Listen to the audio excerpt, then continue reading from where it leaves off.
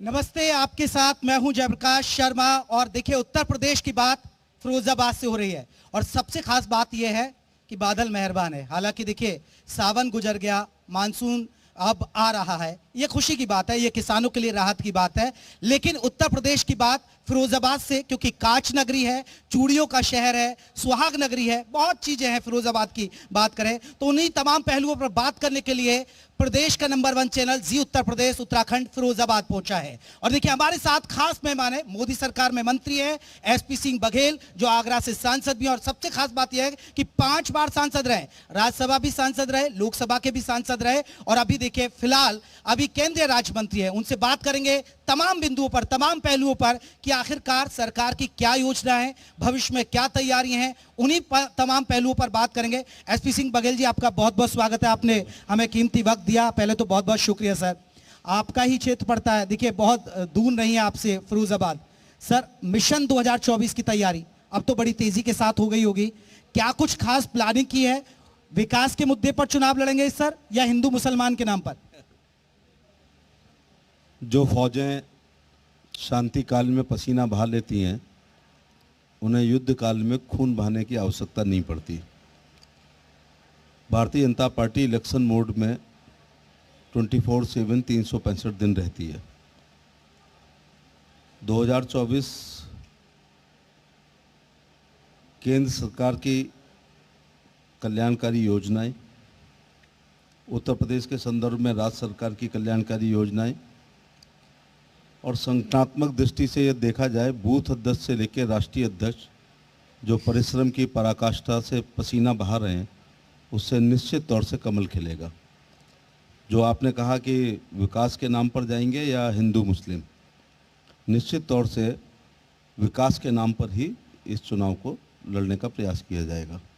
कुछ लोग हिंदू मुस्लिम बनाने का प्रयास करेंगे, वोटों का ध्रुवीकरण कराने का प्रयास करेंगे, लेकिन 2014 में गुजरात मॉडल की प्रत्याशा में कि नरेंद्र मोदी जी प्रधानमंत्री के प्रत्याशी घोषित हो गए हैं, जो गुजरात मॉडल है वो अब देश में मॉडल बनेगा, इस उम्मीद के साथ लोगों ने वोट किया।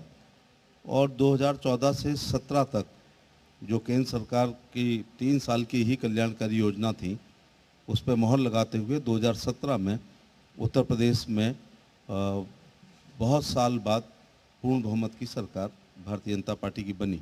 इसके बाद सबसे कठिन गठबंधन उत्तर प्रदेश के संदर्भ में हम लोगों ने उसको फेस किया है, और समाजवादी पार्टी और बहुजन समाज पार्टी जो सिद्धांत विहीन गठबंधन हुआ था, दुश्मन का दुश्मन हमारे दोस्त के सिद्धांत पर यह दुरभिसंधि हुई थी, लेकिन उसके बावजूद 67 मेंबर ऑफ पार्लियामेंट आए।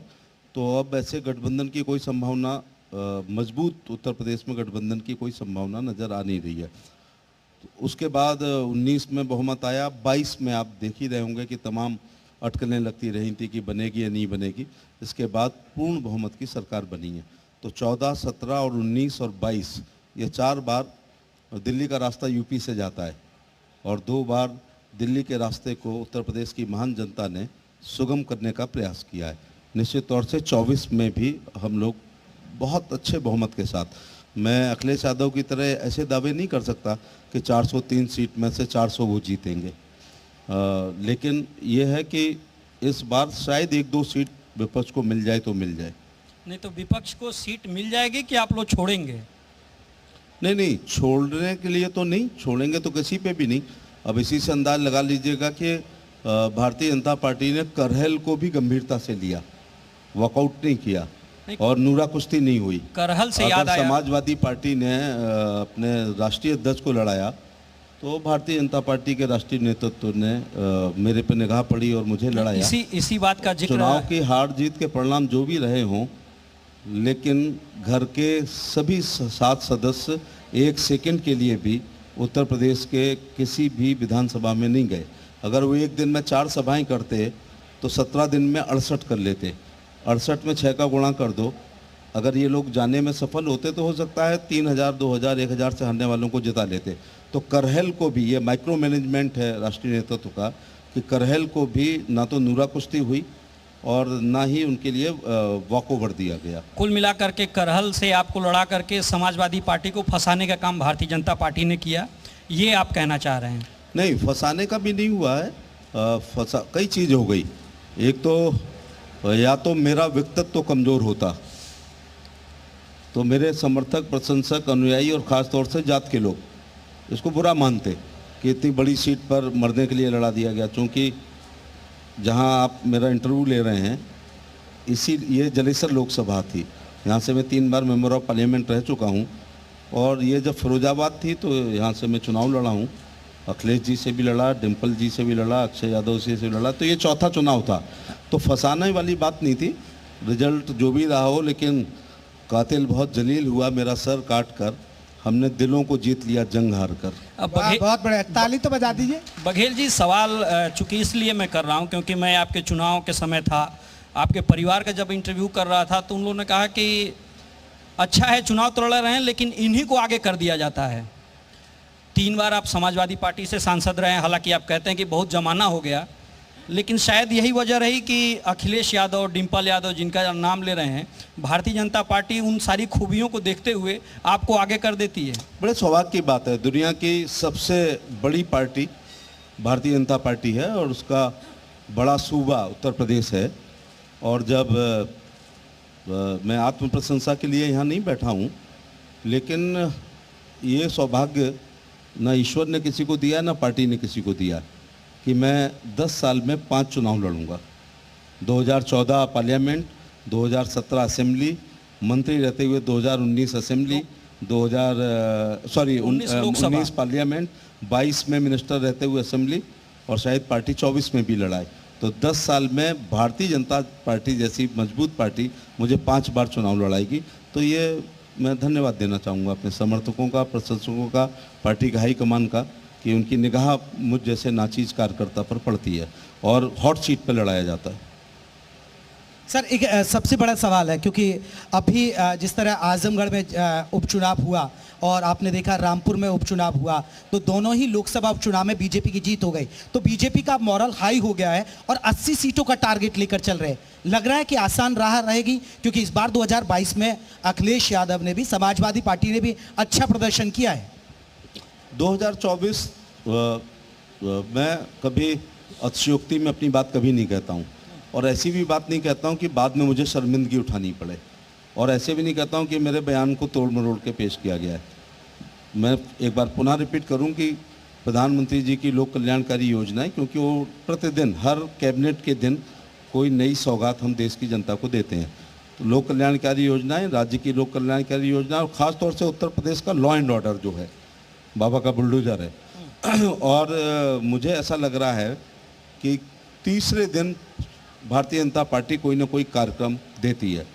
हमारा मंडल अध्यक्ष किसी भी अच्छे थाने के एसएचओ से ज़्यादा वर्किंग आवर्स उसके रहते हैं। तो मैं एक बार फिर, मैं मिलिट्री साइंस का प्रोफेसर हूं, कि फिर रिपीट कर दूं कि जो फौजें हैं शांति काल में पसीना बहा लेती हैं, युद्ध में उन्हें खून बहाने की आवश्यकता नहीं पड़ती है। तो ये 19 का लोकसभा वास्तव में कठिन था क्योंकि बहुजन समाज पार्टी ने 4-5 बार सरकार बनाई, समाजवादी पार्टी ने बनाई और दोनों एक हो गए। वोट ट्रांसफ़र करने की क्षमता दोनों नेताओं में एक दूसरे को थी। इसके बावजूद हम अपने प्रधानमंत्री के नेतृत्व में और संगठन की बल पर हम लोग 67 मेंबर ऑफ पार्लियामेंट आए हैं। दूसरी बात, लॉ एंड ऑर्डर बहुत बड़ी चीज़ है। मुझे लगता है जैसे गुप्त काल भारत का स्वर्ण युग था, ऐसे ही योगी मोदी काल भारत का स्वर्ण युग है, खासतौर से कानून व्यवस्था के मामले में। आप एक आध घटनाओं का उल्लेख जरूर करेंगे। अपराध विहीन सोसाइटी कभी नहीं हुई है, वरना चचा चाणक्य प्रहरी का जिक्र नहीं करते, जासूस का जिक्र नहीं करते, मृत्युदंड का जिक्र नहीं करते, आजीवन कारावास का नहीं करते। इसका मतलब अपराध होते थे। लेकिन तुलनात्मक दृष्टिकोण से देखें तो समाजवादी पार्टी और बीएसपी की तुलना में भारतीय जनता पार्टी का, जब एक सरकार हुआ करती थी 12 से 17, जब तक बच्चा स्कूल से घर नहीं आ जाता था, माँ दरवाजे पर खड़ी रहती थी, खासतौर से इस ज़िले में भी, कि उसका अपहरण तो नहीं हो गया। दुकानदार दुकान बंद करके जब तक घर नहीं आ जाता था तो पत्नी सोचती थी अगर अपने नियमित समय से विलम्ब हो जाता था उसको, कहीं इसका थैला तो नहीं छिन गया, गोली तो नहीं लग गई। और किसान ने रात में खेत में पानी लगाना बंद कर दिया था कि कहीं उसका अपहरण तो नहीं हो गया। और लोग उनकी बच्ची अगर फिरोजाबाद से लखनऊ जाती थी तो लोकेशन लेनी पड़ती थी, बात बात पे पूछना पड़ता था कहाँ पहुँची। तो मुझे लग रहा है कि कानून व्यवस्था की दृष्टिकोण से ये बहुत अच्छा कार्य है। बघेल जी, बुलडोजर का आपने जिक्र किया, बाबा का बुलडोजर तमाम अपराधियों के घरों पे चला, उनका जो एक तरीके से इतिहास था उसको खोला गया कि क्या क्या किया और बुलडोजर चला। लेकिन अब अल्पसंख्यक समुदाय घबराया हुआ है, उसको कह रहा है, वो कह रहा है कि बुलडोजर तो आप मदरसे की तरफ घुमा दिए हैं, वक्फ की जो ज़मीन है उधर घुमा दिए हैं, तो कहीं ना कहीं 2024 से पहले एक रास्ता दिखाने का प्रयास है। प्रधानमंत्री ने अपनी मंशा 2014 में ही प्रधानमंत्री बनते ही कह दिया था कि सबका साथ सबका विकास। फिर 19 में जब बहुमत मिला तो कहा सबका साथ सबका विकास सबका विश्वास। फिर लाल किले की प्राचीर से कहा सबका साथ सबका विकास सबका विश्वास और सबका प्रयास। तो वो तो सबको लेके चलना चाहते हैं। दूसरी बात है मदरसों की, यहाँ कई शिक्षा शास्त्री लोग बैठे हैं, कई विद्यालयों के प्रबंधक लोग बैठे हैं, प्राचार्य लोग बैठे हैं, विश्वविद्यालय के वाइस चांसलर बैठे हैं। विश्वविद्यालय भी खुलेगा तो नॉर्म्स के अनुसार खुलेगा। डिग्री कॉलेज को मान्यता मिलेगी तो कितने बाई कितने का कमरा होना चाहिए, लेबोरेटरी होनी चाहिए, प्लेग्राउंड होना चाहिए, आदि आदि। तो मदरसों पे भी वही कानून लागू होंगे। नहीं सर, विपक्ष तो यही तो कह रहा है ना, विपक्ष का काम ही मदरसों है। पे आप मठों की तरफ नहीं देख रहे हैं, आप बाकी मंदिरों की तरफ नहीं देख रहे हैं। विपक्ष ये कह रहा है कि एक विशेष समुदाय को टारगेट किया जा रहा है। विपक्ष ये नहीं कहेगा तो क्या कहेगा? इस देश में तुष्टीकरण की राजनीति ने ही तो देश की एकता और अखंडता को खराब करने का प्रयास किया है। तो इसमें तुष्टीकरण की राजनीति नहीं हो रही है। मैं मदरसे वालों से भी कहना चाहूँगा कि अगर आप सांच को आँच किया, अगर आप शिक्षा विभाग के नॉर्म्स के अनुसार मदरसा खुला है, इतने बाई इतने का हॉल होना चाहिए, वो है, प्लेग्राउंड है, साइंस है तो लेबोरेटरी है, मानक के अनुसार शिक्षक हैं, मानक के अनुसार छात्रों के अनुसार वजीफा है, वजीफा डीबीटी में उनके खाते में अगर जा रहा है तो परेशानी क्या है?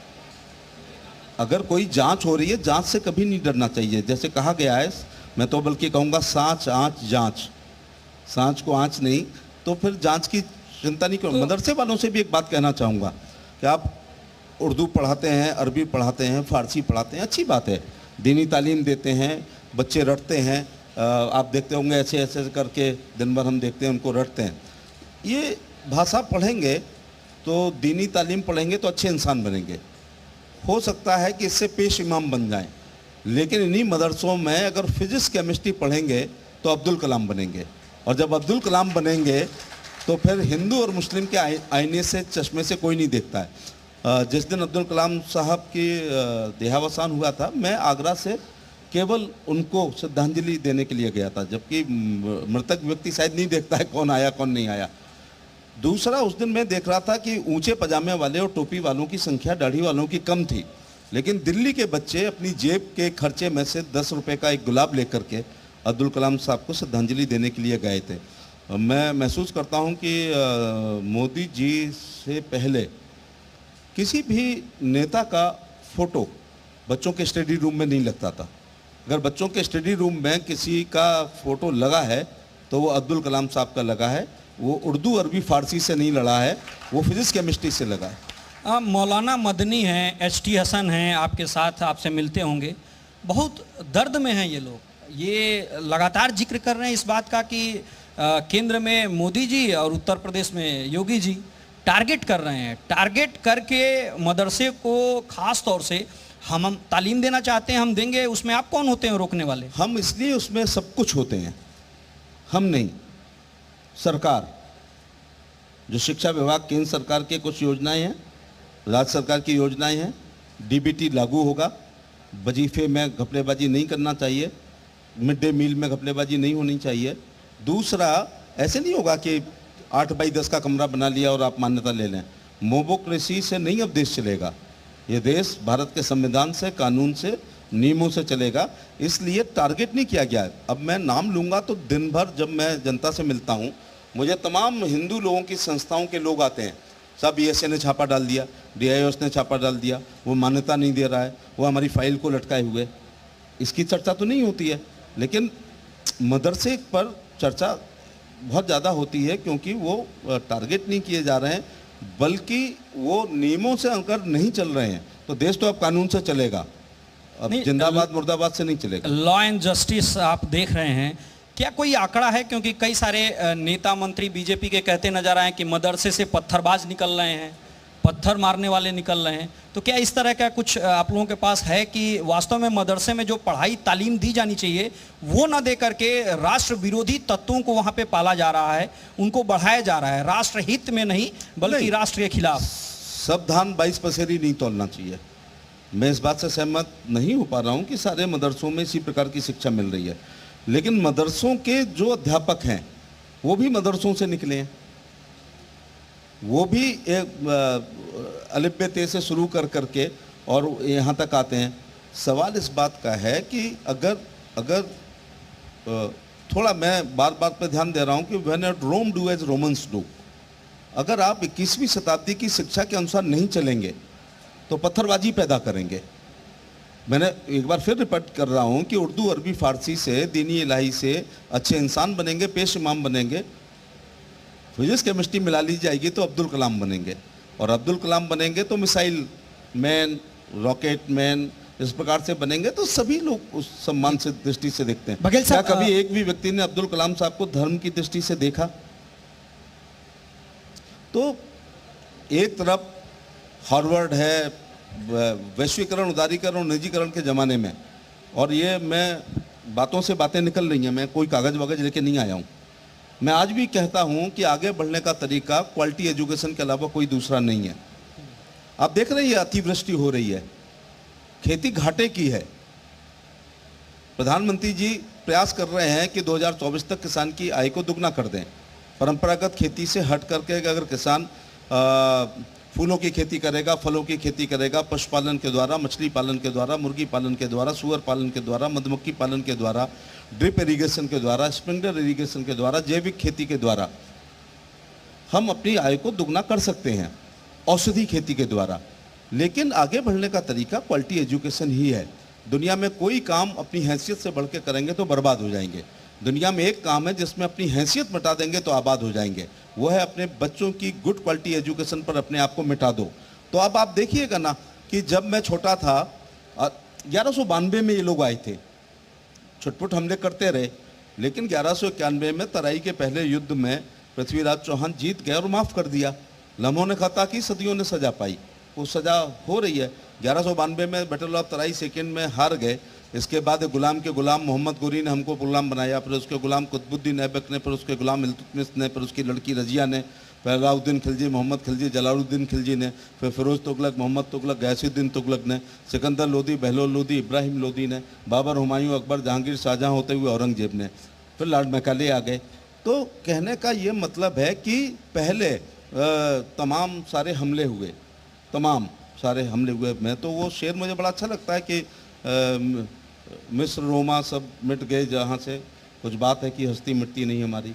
ये अलग बात है कि सबको लेके चलना पड़ेगा, क्योंकि भारत क्या है, सरजमीन हिंद पर आबा के आलम ए जहाँ ए फराक कार में बसते गए और हिंदुस्तान बनता गया।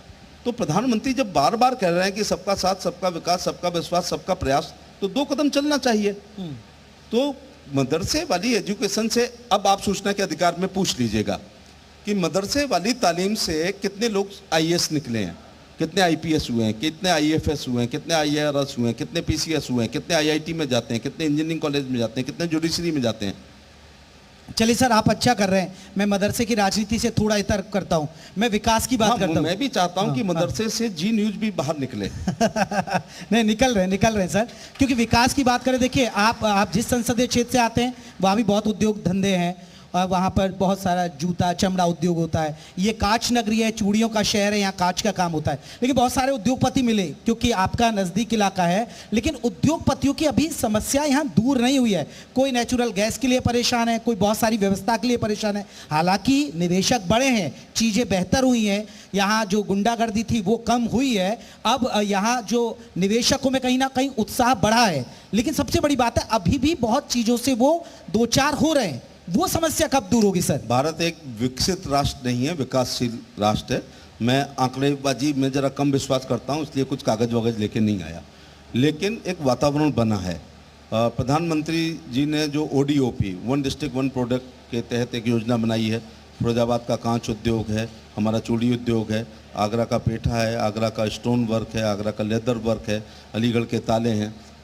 इसी प्रकार से हाथरस में जो गारमेंट्स का काम हो रहा है, मथुरा में कन्हैया जी के जो पोशाकों का काम हो रहा है।